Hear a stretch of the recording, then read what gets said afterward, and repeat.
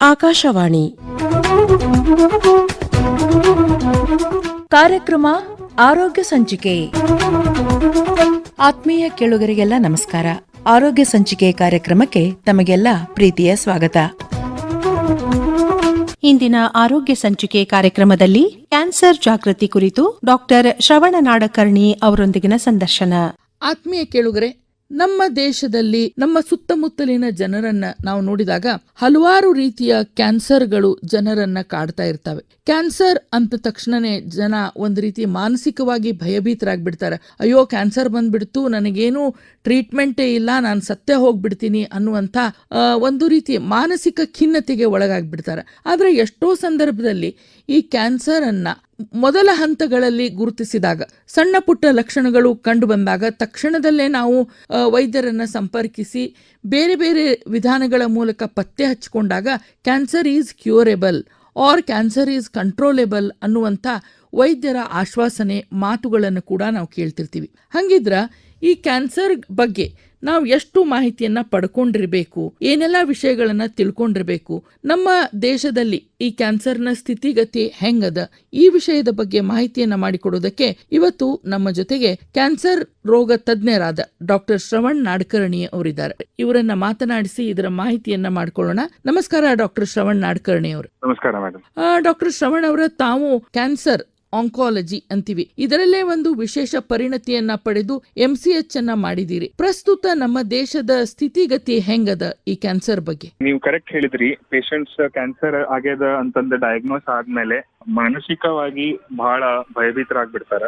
ನನ್ ಮುಂದ ಏನಾಗ್ತದ, ನನ್ ಪರಿವಾರದ ಏನಾಗ್ತದ, ನನ್ ಮಕ್ಳು ಏನಾಗ್ತಾರ, ಇದ್ರ ಬಗ್ಗೆ ಎಲ್ಲ ಒಂದ್ ಸ್ವಲ್ಪ ಬಹಳ ವಿಚಾರ ಮಾಡ್ಲಿಕ್ಕೆ ಸ್ಟಾರ್ಟ್ ಮಾಡ್ತಾರೆ. ಅವೇರ್ನೆಸ್ ಸ್ವಲ್ಪ ಕಡಿಮೆ ಇರೋದ್ರಿಂದ ಬಹಳಷ್ಟು ಜನ ಕ್ಯಾನ್ಸರ್ ಆದ್ಮೇಲೂ ಕೂಡ ಟ್ರೀಟ್ಮೆಂಟ್ ತಗೊಳಲ್ಲ, ಅಥವಾ ಟ್ರೀಟ್ಮೆಂಟ್ ತಗೊಳ್ಳಿಕ್ಕೆ ಅನ್ಕ್ವಾಲಿಫೈಡ್ ವ್ಯಕ್ತಿ ಎಸ್ಪೆಷಲಿ ನಮ್ಮ ಹಳ್ಳಿಗಳಲ್ಲಿ ಅಲ್ಲಿ ಇಲ್ಲಿ ಹೋಗ್ತಾರೆ. ಬಟ್ ನಾವು ಅವೇರ್ನೆಸ್ ಕ್ರಿಯೇಟ್ ಮಾಡ್ಬೇಕಂತ ನಾವು ಬಹಳ ಇದ್ ಮಾಡ್ತಾ ಇದೀವಿ. ಭಾರತದ ಕ್ಯಾನ್ಸರ್ ಸ್ಥಿತಿ ಅದ್ರ ಬಗ್ಗೆ ನಾನು ಹೇಳ್ಬೇಕಂತಂದ್ರ, ಒಂದು ಸೆನ್ಸಸ್ ಮಾಡಿದ್ದಾರೆ ಅಂಡ್ ಈ ಫ್ಯೂಚರ್ ಅಲ್ಲಿ ಕ್ಯಾನ್ಸರ್ ಒಂದು ಬಹಳ one of the most common diseases, non communicable diseases ಅಂತೀವಿ ಅದಕ್ಕೆ. ಬೈ 2030 ಬಹಳ ಕ್ಯಾನ್ಸರ್ ಇನ್ಕ್ರೀಸ್ ಆಗೋ ಅನ್ನೋದು ಪ್ರೊಜೆಕ್ಷನ್ ಮಾಡಿದ್ದಾರೆ. ಇಂಡಿಯಾದಲ್ಲಿ ಕ್ಯಾನ್ಸರ್ ಬಗ್ಗೆ ಮಾತಾಡ್ಬೇಕಂತಂದ್ರೆ ನಾರ್ತ್ ಈಸ್ಟ್ ಅಲ್ಲಿ ಒಂದ್ ಸ್ವಲ್ಪ cancer incidence is the highest in India. ಅದಾದ್ಮೇಲೆ ಸೌತ್ ಅಲ್ಲಿ ಕ್ಯಾನ್ಸರ್ ಜಾಸ್ತಿ ಇದೆ, ವೆಸ್ಟ್ ಅಲ್ಲಿ ಜಾಸ್ತಿ ಇದೆ, ನಾರ್ತ್ ಅಲ್ಲಿ ಒಂದ್ ಸ್ವಲ್ಪ ಕಂಪ್ಯಾರಿಟಿವ್ಲಿ ಸ್ವಲ್ಪ ಕಡಿಮೆ ಇದೆ. But again it is dependent on various other factors. For example, north ಅಲ್ಲಿ ಗ್ಯಾಂಜೆಟಿಕ್ ಬೆಲ್ಟ್ ಅಂತೀವಿ, ಗಂಗಾ ನದಿ ಎಲ್ಲೆಲ್ಲಿ ಹೋಗ್ತದೋ ಅಲ್ಲಿ they have seen goal bladder cancer ಅಂತ ಹೇಳ್ತೀವಿ, ಪಿತ್ತಾಶಯದ ಕ್ಯಾನ್ಸರ್ ಅಲ್ಲಿ ಒಂದ್ ಸ್ವಲ್ಪ ಜಾಸ್ತಿ ಇದ್ದಂಗಿದೆ. ಸೌತ್ ಅಲ್ಲಿ ನೋಡಿದ್ರೆ ಥೈರಾಯ್ಡ್ ಕ್ಯಾನ್ಸರ್ ಜಾಸ್ತಿ ಇದೆ, ನಾರ್ತ್ ಈಸ್ಟ್ ಅಲ್ಲಿ ನೋಡಿದ್ರೆ ಲಂಗ್ ಕ್ಯಾನ್ಸರ್ ಜಾಸ್ತಿ ಇದೆ. ಇಂಡಿಯಾ ಇಷ್ಟು ದೊಡ್ಡ ಪ್ರದೇಶ ಇರೋದರಿಂದ ಬೇರೆ ಬೇರೆ ಕ್ಯಾನ್ಸರ್ಸ್ ಬೇರೆ ಬೇರೆ ಏರಿಯಾಸ್ ಅಲ್ಲಿ ಜಾಸ್ತಿ ಕಂಡು ಬರ್ತಾ ಇದೆ. ಮೇಲ್ಸ್ ಅಂಡ್ ಫಿಮೇಲ್ಸ್ ಅಂದ್ರೆ ಪುರುಷ ಮತ್ತೆ ಸ್ತ್ರೀಯರಲ್ಲಿ ನೋಡಿದ್ರೆ ಸ್ತ್ರೀ ರೋಗ ಬೇರೆ, ಪುರುಷರಲ್ಲಿ ಆಗೋ ಕ್ಯಾನ್ಸರ್ಸ್ ಅದು ಬೇರೆ. ಅದರಲ್ಲಿ ನೋಡಿದ ಪ್ರಕಾರ ಪುರುಷರಲ್ಲಿ most common cancers are lung cancers, ಅದಾದ್ಮೇಲೆ ಮೌತ್ ಕ್ಯಾನ್ಸರ್ಸ್, ಓರಲ್ ಕ್ಯಾನ್ಸರ್ಸ್, ಇದಾದ್ಮೇಲೆ ಇಸೋಫೆಗಸ್ ಅಂದ್ರೆ ಅನ್ನನಳಿ ಅದರಲ್ಲಿ ಆಗೋ ಕ್ಯಾನ್ಸರ್ಸ್ ಇವು ಜಾಸ್ತಿ ಕಂಡು ಬರ್ತವೆ. ಸ್ತ್ರೀಯರಲ್ಲಿ ನೋಡಿದ್ರೆ ಸ್ತನ ಕ್ಯಾನ್ಸರ್, ಸರ್ವಿಕ್ಸ್ ಕ್ಯಾನ್ಸರ್ ಅಂದ್ರೆ ಗರ್ಭಾಶಯದ ಕ್ಯಾನ್ಸರ್ ಇವು ಜಾಸ್ತಿ ಕಂಡು ಬರ್ತವೆ. ಹಿಂಗಾಗಿ ಇಂಡಿಯಾದಲ್ಲಿ ಕ್ಯಾನ್ಸರ್ ಇನ್ಸಿಡೆನ್ಸ್ ಈಗ ರೈಸ್ ಆಗ್ತಾ ಇದೆ ಅಂಡ್ ಇನ್ನು ನೆಕ್ಸ್ಟ್ 10 ವರ್ಷ 15 ವರ್ಷ ಇದರಲ್ಲಿ ಬಹಳ ಜಾಸ್ತಿ ಆಗೋ ಪ್ರೊಜೆಕ್ಷನ್ ಇದೆ. ಈಗ ಹೆಚ್ಚು ಆಗ್ಲಿಕ್ಕೆ ಅವೇರ್ನೆಸ್ ಇಲ್ಲದೆ ಇರುವುದು ಒಂದೇ ಕಾರಣನ ಅಥವಾ ನಮ್ಮ ಜೀವನ ಶೈಲಿ ಕಾರಣ ಆಗ್ತದ? ಟ್ರೆಡಿಷನಲಿ ಹೇಳ್ಬೇಕಂದ್ರೆ ಮೇಡಮ್, ಭಾರತದ ಲೈಫ್ ಸ್ಟೈಲ್ ಬಹಳ ಚಲೋ ಇತ್ತು ಅಂದ್ರೆ ಬಹಳ ಫಿಸಿಕಲ್ ಆಕ್ಟಿವಿಟಿ ಇರ್ತಿತ್ತು, ಚೆನ್ನಾಗಿ ಆಹಾರ ಪದಾರ್ಥ, ಚಲೋ ನೀರು ಇದೆಲ್ಲ ತಗೊಳ್ಳೋದು ನಮ್ ಪೂರ್ವಜರನ್ನು ನಾವು ಕೇಳಿದೀವಿ. ಈಗ ರೀಸೆಂಟ್ಲಿ ಒಂದ್ ಸ್ವಲ್ಪ westernised life style, sedentary life style, physically activity ಇಲ್ಲ, ಊಟ ಮಾಡೋ ಶೈಲಿ ಒಂದ್ ಸ್ವಲ್ಪ ಚೇಂಜ್ ಆಗಿದೆ, ಜಂಕ್ ಫುಡ್ ತಿನ್ನೋದು ಜಾಸ್ತಿ ಆಗಿದೆ, ಟೊಬ್ಯಾಕೊ ಕನ್ಸಂಪ್ಷನ್ ಬಹಳ ಜಾಸ್ತಿ ಆಗಿದೆ. One of the main reasons of lung cancer, oral cancer, ಅನ್ನನಳಿ ಅಂದ್ರೆ ಇಸೋಫೆಗಸ್ ಕ್ಯಾನ್ಸರ್ಸ್, ಇದಕ್ಕೆ ಎಲ್ಲ one of the most common link ಅಂದ್ರೆ ಟೊಬ್ಯಾಕೊ ಕನ್ಸಂಪ್ಷನ್. ತಂಬಾಕು ಪದಾರ್ಥಗಳು, ಗುಟ್ಕಾ ಇದೆಲ್ಲ ತಿನ್ನೋದು ಹೆಚ್ಚಾಗಿ ಆಗಿದ್ದರಿಂದ ಭಾರತದಲ್ಲಿ ಟೊಬ್ಯಾಕೋ ರಿಲೇಟೆಡ್ ಕ್ಯಾನ್ಸರ್ಸ್ ಬಹಳ ಜಾಸ್ತಿ ಆಗಿದೆ. ಹೌದು. ಅದರಲ್ಲೂ ನಮ್ಮ ಯುವ ಪೀಳಿಗೆಯನ್ನ ನಾವು ನೋಡಿದ್ರೆ ಇವತ್ತು ಗುಟ್ಕಾ ಅನ್ನೋದು ಒಂದು ಇಟ್ ಹ್ಯಾಸ್ ಬಿಕಮ್ ಫ್ಯಾಷನ್ ಒಂದು ತರ. ಅದು ಬಹಳ ವೆಲ್ ಪ್ಲಾನ್ಡ್ ಸ್ಟ್ರಾಟಜಿ ಇದೆ ಮೇಡಮ್. ನೀವು ಇಫ್ ಯು ಲುಕ್ ಅಟ್ ತಂಬಾಕು ಪ್ರೊಡ್ಯೂಸ್ ಅಂಡ್ ಮಾರ್ಕೆಟ್ ಮಾಡೋ ಕಂಪನೀಸ್ ನೀವು ನೋಡಿದ್ರೆ, ಇನ್ಕ್ಲೂಡಿಂಗ್ ಸಿಗರೇಟ್ಸ್, ಇನ್ಕ್ಲೂಡಿಂಗ್ ಬಿಡಿ, ಅವರು they target the youth. They target 20-30-40 ವರ್ಷಗಳಲ್ಲಿ ಯಾರು ಇರ್ತಾರೋ, ಬಿಕಾಸ್ ಅದರಲ್ಲಿ ಒಂದ್ ಸ್ವಲ್ಪ ಫ್ರೀಡಮ್ ಬಂದಿದ್ರಾಗಿದ್ರಿಂದ ದೇ ಫೀಲ್ ಒಂದ್ ಸ್ವಲ್ಪ ಪಿಯರ್ ಪ್ರೆಷರ್ ಇರ್ತದೆ, ಒಂದ್ ಸ್ವಲ್ಪ ಫ್ಯಾಷನ್ ಆಗಿ ತಗೊಳ್ಳೋದು ಇಂಥದೆಲ್ಲ ಜಾಸ್ತಿ ಆಗಿ ಅವ್ರು ಏನ್ ರಿಯಲೈಸ್ ಮಾಡಲ್ಲ ಅಂದ್ರೆ ಇದ್ರದ್ದು ಲಾಂಗ್ ಟರ್ಮ್ ಕಾನ್ಸಿಕ್ವೆನ್ಸಸ್ ಇರುತ್ತೆ. Awareness is everything. That is why government of India ಒಂದ್ ಸ್ವಲ್ಪ ಅವೇರ್ನೆಸ್ ಟೊಬ್ಯಾಕೋ ಅವೇರ್ನೆಸ್ ಪ್ರೋಗ್ರಾಮ್ಸ್ ಮಾಡಿದೆ. ಬಾಕ್ಸಸ್ ಮೇಲೆ ಪಿಕ್ಚರ್ಸ್ ಹಾಕ್ತಾರೆ. Lot of things are happening. Cancer ಒಂದು ಪ್ರೊಸೆಸ್, ಹಂತಗಳು ಬಹಳ ದೀರ್ಘಕಾಲದ್ದಾಗಿರ್ತದ. ಟ್ರೀಟ್ಮೆಂಟು ಎಕ್ಸ್ಪೆನ್ಸಿವ್ ಆಗಿರ್ತದ. ಜನ ನಮ್ಮ ದೇಶದಲ್ಲಿ ಇದನ್ನ ಅಫೋರ್ಡ್ ಮಾಡ್ಲಿಕ್ಕೆ ಆಗುದಿಲ್ಲ ಅನ್ನುವಂತ ಮಾತುಗಳು ಕೇಳಿ ಬರ್ತದ. ಕ್ಯಾನ್ಸರ್ ಒಂದಂತಂದ್ರ ಕ್ಯಾನ್ಸರ್ ಆಗ್ಲಿಕ್ಕ ಬಹಳ ಕಾರಣ ಇದೆ.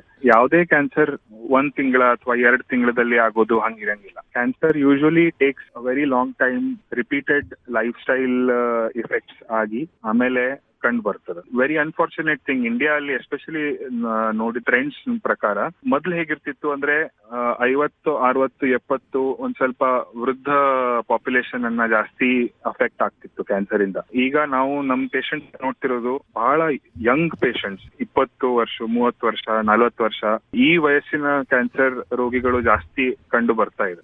ಅಂಡ್ ದಿಸ್ ಇಸ್ ಎಸ್ಪೆಷಲಿ ಇಂಡಿಯಾದಲ್ಲಿ ಜಾಸ್ತಿ ಹಿಂಗ್ ಆಗ್ತಾ ಇದೆ. ಎದಕ್ ಆಗ್ತಾ ಇದೆ ಅನ್ನೋದಕ್ಕೆ ಮಲ್ಟಿಪಲ್ ಫ್ಯಾಕ್ಟರ್ಸ್ ಇದೆ. ಒಮ್ಮೆ ಕ್ಯಾನ್ಸರ್ ಡಯಾಗ್ನೋಸ್ ಆದ್ಮೇಲೆ ಅದು ಯಾವ ಸ್ಟೇಜ್ ಅಲ್ಲಿ ಇದೆ, ಅರ್ಲಿ ಸ್ಟೇಜ್ ಅಲ್ಲಿ ಇದೆಯೋ, ಮಿಡಲ್ ಸ್ಟೇಜ್ ಅಲ್ಲಿ ಇದೆಯೋ, ಎಂಡ್ ಸ್ಟೇಜ್ ಅಲ್ಲಿ ಇದೆಯೋ, ಇದೆಲ್ಲ ನಾವು ಕ್ಲಾಸಿಫೈ ಮಾಡ್ತೀವಿ ಬೇಸ್ಡ್ ಆನ್ ಮಲ್ಟಿಪಲ್ ಥಿಂಗ್ಸ್.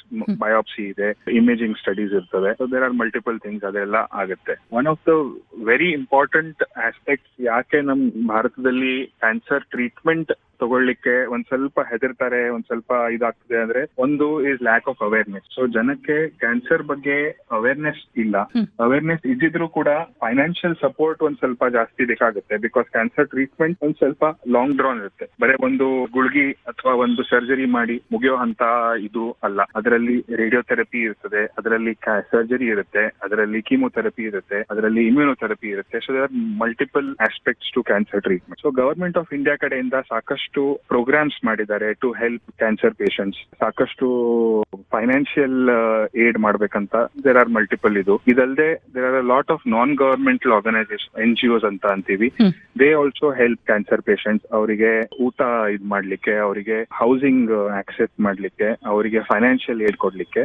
ಇದರಲ್ಲಿ there are multiple people who are involved and they are trying their best to help cancer patient. ಇದ್ರ ಬಗ್ಗೆ ಮಾಹಿತಿ, ಮಾರ್ಗದರ್ಶನ ಪಡಿಬೇಕಾದಾಗ ಮತ್ತೆ ನಮಗೆ ಅವೇರ್ನೆಸ್ ಅನ್ನೋದು ಬೇಕೇ ಆಗ್ತದೆ. ಹೌದು. ಮತ್ತೆ ಈ ನಮ್ಮ ಗ್ರಾಮೀಣ ಪ್ರದೇಶದ ಜನರಿಗಂತೂ ಇದ್ರ ಬಗ್ಗೆ ನೀವು ಈಗಾಗಲೇ ಹೇಳಿದಂಗೆ ಅವರು ಸುಮ್ನೆ ಯಾವುದೋ ಈ ಗಾವಟಿ ಔಷಧಿಯನ್ನ ತಗೊಳ್ತಾ ಸುಮ್ನೆ ದಿನ ತಳ್ಕೊಳ್ತಾ ಹೋಗ್ತಾರೆ. ಹೌದು. OPD ಅಲ್ಲಿ ಸಾಕಷ್ಟು ಪೇಷಂಟ್ಸ್ ನೋಡ್ತೀವಿ, ಅವರಿಗೆ ಕ್ಯಾನ್ಸರ್ ಡಯಾಗ್ನೋಸಿಸ್ ಆಗ್ತದೆ. ಇಮಿಡಿಯೇಟ್ಲಿ ನಾವು ಟ್ರೀಟ್ಮೆಂಟ್ ಅನ್ನ ಅದ್ರ ಬಗ್ಗೆ ಎಲ್ಲ ಮಾಹಿತಿ ಕೊಡ್ತೀವಿ. ಅಂದ್ರೂ ಕೂಡ ಸ್ವಲ್ಪ ಜನ, ಬಹಳ ಜನ ಕ್ಯಾನ್ಸರ್ ಟ್ರೀಟ್ಮೆಂಟ್ ತಗೊಳ್ತಾರೆ, ಚೆನ್ನಾಗಾಗ್ತಾರೆ, ಮನೆಗೆ ಹೋಗ್ತಾರೆ, ಎಲ್ಲ ಸರಿಯಾಗಿರುತ್ತೆ, ಏನ್ ಪ್ರಾಬ್ಲಮ್ ಆಗಲ್ಲ. ಸ್ವಲ್ಪ ಜನ ಹಿಂಗಿರುತ್ತೆ, ಅವ್ರ ಮನೆಯಲ್ಲಿ ಪರಿಸ್ಥಿತಿ ಸರಿ ಇರಲ್ಲ, ಅವರಲ್ಲಿ ಕ್ಯಾನ್ಸರ್ ಟ್ರೀಟ್ಮೆಂಟ್ ಅಫೋರ್ಡ್ ಮಾಡ್ಲಿಕ್ಕೆ ಸಾಧನೆಗಳಿರಲ್ಲ, ಫೈನಾನ್ಷಿಯಲ್ ಹೆಲ್ಪ್ ಇರಲ್ಲ. ಹಿಂಗಾಗಿ ಅವರು ಕ್ಯಾನ್ಸರ್ ಡಯಾಗ್ನೋಸಿಸ್ ಆದ ನಂತರ ಕೂಡ ಅವರು ವಾಪಸ್ ತಮ್ಮ ಹಳ್ಳಿಯಲ್ಲಿ ತಮ್ಮ ಇದಕ್ಕೆ ಹೋಗ್ತಾರೆ. ಅಂಡ್ ಅಲ್ಲೇ ಯಾರು ಔಟಿ ಔಷಧ ಕೊಡೋರು ಅವ್ರ ಕಡೆ ಒಂದ್ ಸ್ವಲ್ಪ ಟ್ರೀಟ್ಮೆಂಟ್ ತಗೊಳ್ತಾರೆ. ಬಟ್ ಪ್ರಾಬ್ಲಮ್ ಏನಾಗತ್ತಂದ್ರೆ ಅದರಿಂದ ಅವ್ರಿಗೆ ಎಷ್ಟು ಲಾಭ ಆಗತ್ತೋ ಅದು ಕ್ವಾಂಟಿಫೈಡ್ ಇಲ್ಲ. ಸೊ ಸೈಂಟಿಫಿಕ್ ಮಾಡರ್ನ್ ಮೆಡಿಸಿನ್ ಪ್ರಕಾರ ನಾವು ಕ್ವಾಂಟಿಫೈ ಮಾಡ್ತೀವಿ, ಈ ಟ್ರೀಟ್ಮೆಂಟ್ ಇಂದ ಇಷ್ಟು ರಿಸಲ್ಟ್ ನಾವು ತರಬಹುದು ಅಂತ. ಈ ಔಟಿ ಔಷಧ ಇದರಲ್ಲಿ ಏನಾಗುತ್ತೆ, ಅದರಲ್ಲಿ ಏನು ಸೈಂಟಿಫಿಕ್ ಬ್ಯಾಕಿಂಗ್ ಇರಲ್ಲ. ಸೊ ಹಿಂಗಾಗಿ ಅದರಿಂದ ಪೇಷಂಟ್ಸ್ ಗೆ ಲಾಭ ಅಂತೂ ಆಗ್ಲಿಕ್ಕಿಲ್ಲ. But that cancer in early stage ಅಲ್ಲಿ ಇತ್ತು, ಅದು ಎಕ್ದಮ್ ಪ್ರೋಗ್ರೆಸ್ ಆಗಿ ಲಾಸ್ಟ್ ಸ್ಟೇಜಿಗೆ ಬಂದ್ಮೇಲೆ ಆಮೇಲೆ ಅವ್ರು ಮತ್ತೆ ತಿರ್ಗಾ ನಮ್ಮ ಹತ್ರ ಬರ್ತಾರೆ.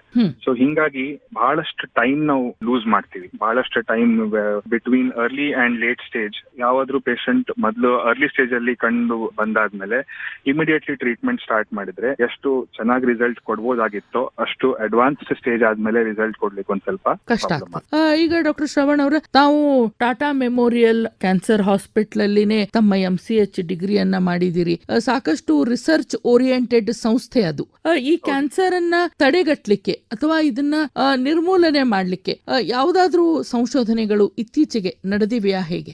ಬಹಳ ಸಂಶೋಧನೆ ಆಗ್ತಾ ಇದೆ ಮೇಡಮ್. ಕ್ಯಾನ್ಸರ್ ಪ್ರಿವೆನ್ಷನ್ ಅಂತನ್ನೋದು ಒಂದು ಸಪರೇಟ್ ಡಿಪಾರ್ಟ್ಮೆಂಟ್ ಇದೆ ಟಾಟಾ ಮೆಮೋರಿಯಲ್ ಹಾಸ್ಪಿಟಲ್.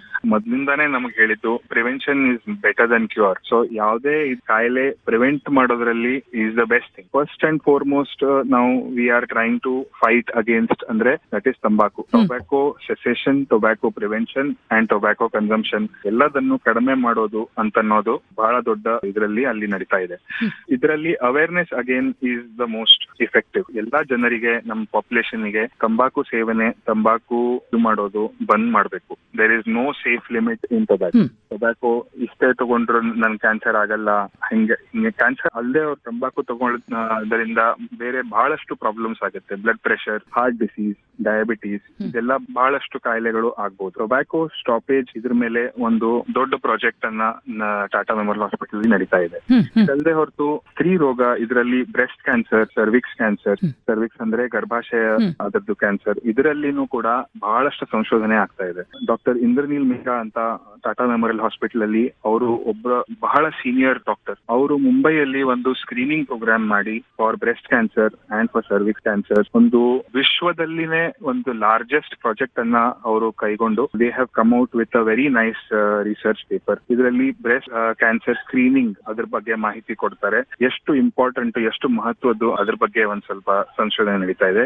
ಇದಲ್ಲದೆ ಹೊರತು other cancers, oesophagus, stomach cancer, mouth cancer, oral cancer, ಇದೆಲ್ಲ ಮೇಲೆ lot of research is going on. Doctor Shravan ಅವರ ತಾವು ಮಾತಾಡ್ತಾ ಹೇಳಿದ್ರಿ prevention is better than cure ಅಂತ. ಈಗ ನಮ್ಗೆ ಕ್ಯಾನ್ಸರ್ ಬರಬಾರದು, ನಾವು ಉತ್ತಮ ಜೀವನವನ್ನ ನಡೆಸ್ಕೊಂಡಿರ್ಬೇಕು ಅಂದ್ರ ನಮ್ಮ ಲೈಫ್ ಸ್ಟೈಲ್ ಹೇಗಿರ್ಬೇಕು? ಲೈಫ್ ಸ್ಟೈಲ್ ಬಗ್ಗೆ ಮಾತಾಡ್ಬೇಕಂತಂದ್ರೆ ಮೇಡಮ್, ಕ್ಯಾನ್ಸರ್ ಗೆ ಒಂದು very important reason is again ನಾನು ಹೇಳಿದಂಗೆ ಟೊಬ್ಯಾಕೋ, ಆಲ್ಕೋಹಾಲ್ ಕನ್ಸಂಪ್ಷನ್. ಇದರಲ್ಲಿ there is no safe limit. ಇದು ಕ್ಯಾನ್ಸರ್ ಅವೇರ್ನೆಸ್ ಪ್ರೋಗ್ರಾಮ್ಸ್ ಅಲ್ಲಿ ಬಹಳ ವೇಟ್ ಕೊಟ್ಟು ಹೇಳ್ತಾರೆ. ಎಲ್ಲರಿಗೂ ಒಂದ್ ಸ್ವಲ್ಪ ಹೇಗಿರುತ್ತೆ, ಕಡಿಮೆ ತಗೊಂಡ್ರೆ ಆಗ್ಲಿಕ್ಕಿಲ್ಲ ಅಂತ ಹಂಗಿರುತ್ತೆ. But it has been known by a lot of research that there is no safe limit. Tobacco and alcohol consumption stop ಮಾಡಬೇಕು. Second, sedentary lifestyle is very bad. ಈಗ ಹೇಗಿದೆ, ಎಲ್ಲರೂ ಕಂಪ್ಯೂಟರ್ ಜನರೇಷನ್, ಒಂದು ದಿವಸದಲ್ಲಿ 8 ಗಂಟೆ 6 ಗಂಟೆ ಕೊಂಡೆ ಕೆಲಸ ಮಾಡೋದು, ಜಾಸ್ತಿ ಫಿಸಿಕಲ್ ಆಕ್ಟಿವಿಟಿ ಇರಲ್ಲ. ಹಿಂಗಿದ್ದಾಗ what is prescribed is at least 1 hour per day ಒಂದ್ ಸ್ವಲ್ಪ ಫಿಸಿಕಲ್ ಆಕ್ಟಿವಿಟಿ ಬೇಕು. Any form of physical activity. ನಿಮಗೆ ಆಡೋದಿದ್ರೆ ಬ್ಯಾಡ್ಮಿಂಟನ್ ಆಡ್ಬೋದು, ಟೆನ್ನಿಸ್ ಆಡ್ಬೋದು, ಬಾಸ್ಕೆಟ್ ಬಾಲ್, ಎನಿಥಿಂಗ್. ಇಲ್ಲ ಸುಮ್ನೆ ನೀವು ಒಂದು ವಾಕಿಂಗ್ ಹೋಗ್ಬೋದು, ರನ್ನಿಂಗ್ ಮಾಡ್ಬೋದು. Any sort of physical activity is always good. ಇದಲ್ಲದೆ ಹೊರತು ಚೆನ್ನಾಗಿ ಆಹಾರ ತಗೊಳ್ಳೋದು ನಮ್ದು ಒಂದ್ ಸ್ವಲ್ಪ ಬಹಳ ಚೇಂಜ್ ಆಗಿದೆ. ನಮ್ದು ಈಟಿಂಗ್ ಪ್ರಾಕ್ಟೀಸಸ್ ಅಂತಾರಲ್ಲ, ಸೊ ನಮ್ದು ಬಹಳ ಜಂಕ್ ಫುಡ್ ತಿನ್ನೋದು ಇದು ಜಾಸ್ತಿ ಇದೆ. ಇದೆಲ್ಲ ಇತ್ತೀಚೆಗೆ ನೋಡಿದ್ದು. ನಾವು we should go back to a lot of green leafy vegetables, raw foods, unprocessed foods, ಹಣ್ಣು ತಿನ್ನೋದು, ಅದರಲ್ಲಿ ವಿಟಮಿನ್ಸ್ ಇರೋದು. All these are very very important. ಏನು ಪ್ರಾಬ್ಲಮ್ ಏನಂತಂದ್ರೆ, ಇದು ನಾನು ಹೇಳೋದು ಏನು ಹೊಸದಲ್ಲ, ಎಲ್ಲರಿಗೂ ಇದ್ರ ಬಗ್ಗೆ ಅವರಿಗೆಲ್ಲರಿಗೂ ಗೊತ್ತಿದ್ದೆ. ಬಟ್ ನಾವು ಅದನ್ನ ಪ್ರಾಕ್ಟೀಸ್ ಮಾಡಲ್ಲ. ನಾವು ಪ್ರಾಕ್ಟೀಸ್ ಮಾಡೋದ್ರಲ್ಲಿ ನಾವು we have to give more importance to it. We have to, these are very small changes, very minor changes. ಇದನ್ನ ಒಂದ್ ಸ್ವಲ್ಪ ನಾವು ನಮ್ ಲೈಫ್ ಸ್ಟೈಲ್ ಅಲ್ಲಿ ಹೊಂದ್ಕೊಂಡ್ರೆ cancer can be easily prevented.